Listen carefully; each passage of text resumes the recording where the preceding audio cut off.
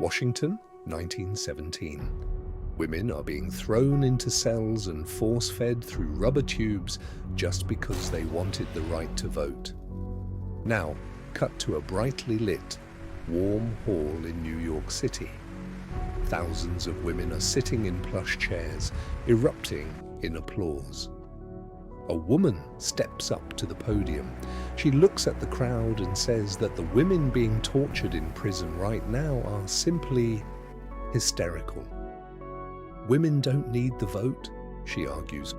Voting will only drag us into the mud.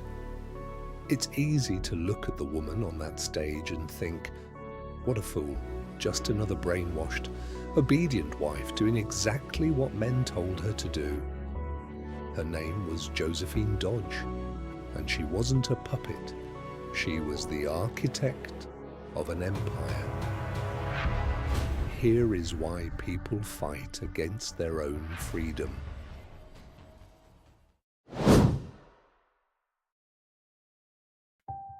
To understand what Josephine Dodge was actually fighting against, you have to look closer at the Occoquan workhouse.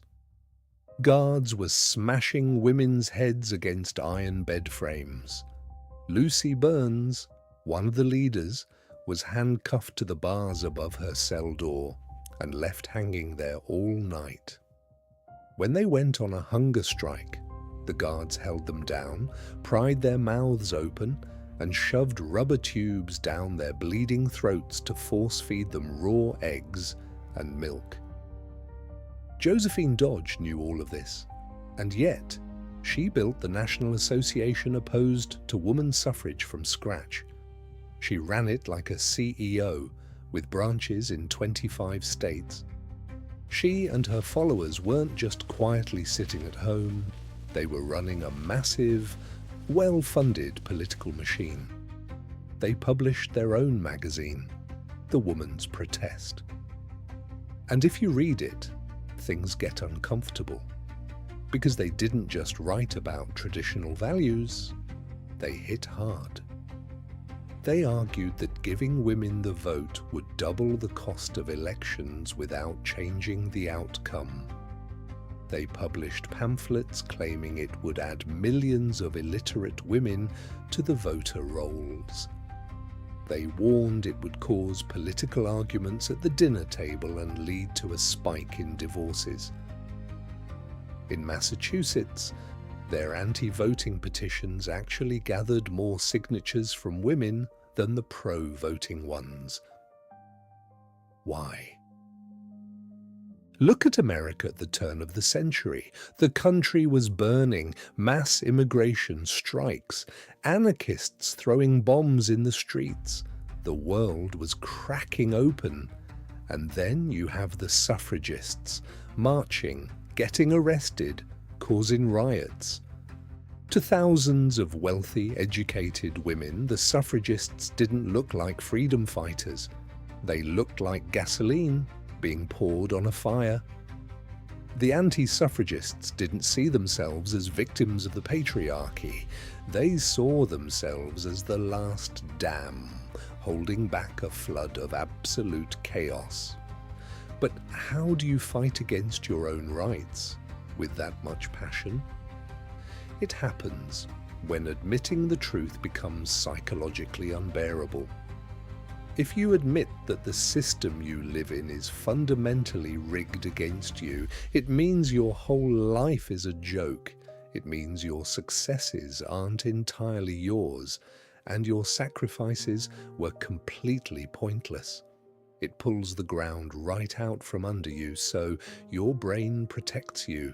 It rewrites reality. I'm not restricted, I'm protected. But it was more than just a mental trick. It was a bargain. Women like Josephine Dodge didn't have the vote, but they had power. Shadow power. A congressman's wife didn't need a ballot. She just decided who got invited to her dinner party. And at that dinner party, a well-timed whisper over dessert could kill a Senate bill or launch a governor's career. They spent decades mastering this invisible art. And then the suffragists show up and say, dismissive. Stop playing these games. Just go cast a ballot. They weren't just offering a right, they were making an entire skill set obsolete. If power becomes a piece of paper in a ballot box, then 30 years of mastering the art of shadow manipulation becomes worthless. When a suffragist told a woman like Josephine, "Your life is a cage," Josephine didn't hear liberation, she heard, "You are a nobody. Your pride is a lie." At that point, she wasn't defending the system. She was defending her own existence. Fast forward to 2022. A major tech company in Silicon Valley, a new HR director pitches a flexible 4-day work week for parents and expanded paid leave. Her data is flawless. Employee retention is up. Burnout is down. The men on the board of directors listen calmly and ask a few technical questions.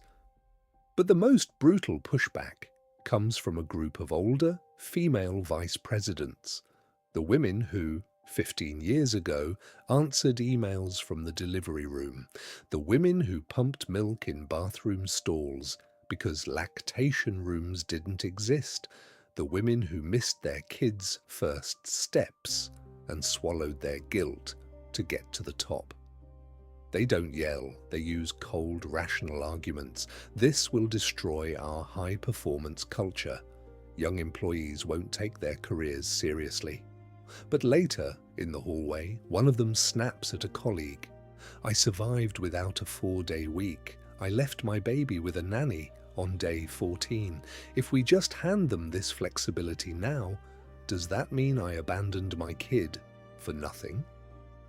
There it is. If a flexible schedule is normal, then her sacrifices weren't heroic. They were completely unnecessary. If the system was wrong all along, who does that make her? A hero who overcame the odds, or just someone who refused to fight back and called it strength? The new policy doesn't threaten her job. It threatens her past. It wasn't about cowardice. Some of the women fighting against the vote were braver and more ruthless than the people judging them from the safety of the future. It wasn't even about male brainwashing. A system doesn't just restrict you, it pays you. It gives you influence. In exchange for accepting your limits, it gives you status as long as you don't complain about the rules.